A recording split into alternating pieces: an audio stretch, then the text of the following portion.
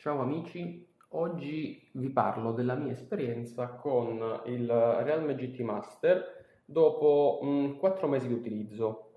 Allora, faccio una piccola premessa. Io ho sempre solo utilizzato dei top di gamma e questa volta ho deciso di provare un medio gamma, perché questo è un medio gamma, perché avevo letto e visto benissimo online sia in ciò che riguarda l'usabilità del telefono, sia in ciò che riguarda la velocità, sia per quanto riguarda le caratteristiche, le funzionalità in ambito multimediale, quindi foto e video.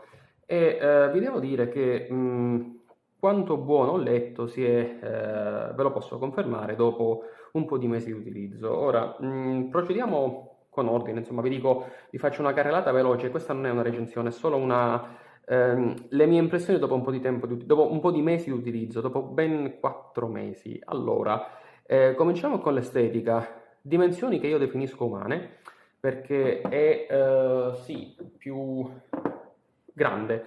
Questo è un iPhone 13, come riferimento secondo me di dimensioni questa è la dimensione perfetta del telefono, però lasciatemi dire, non è esageratamente più grande, non è nemmeno un padellone, quindi un po' più grande sì, ma sempre con dimensioni più che accettabili, è abbastanza leggero ed è abbastanza sottile, quindi dimensioni secondo me pressoché perfette per quanto mi riguarda.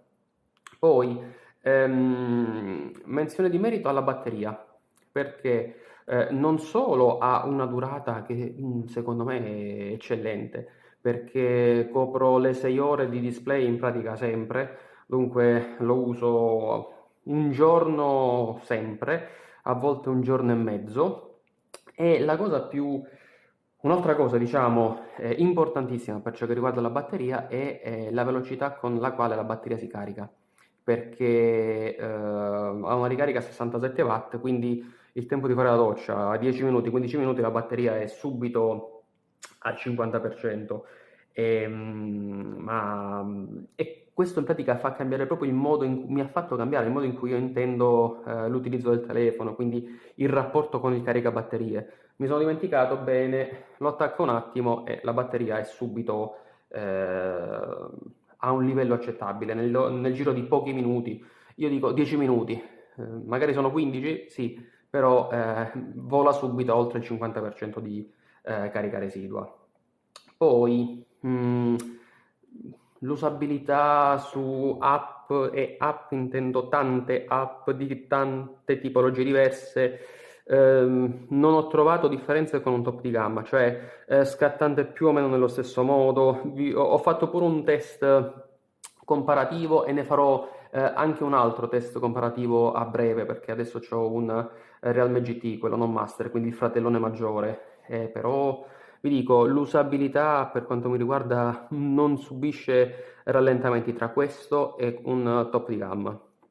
E, sì, aggiungo una cosa, non gioco, quindi forse per i giochi sarebbe preferibile un altro device un pochino più prestante, soprattutto per la grafica, però non ne sento la necessità e per un uso medio, secondo me, questo è più che ottimo come telefono.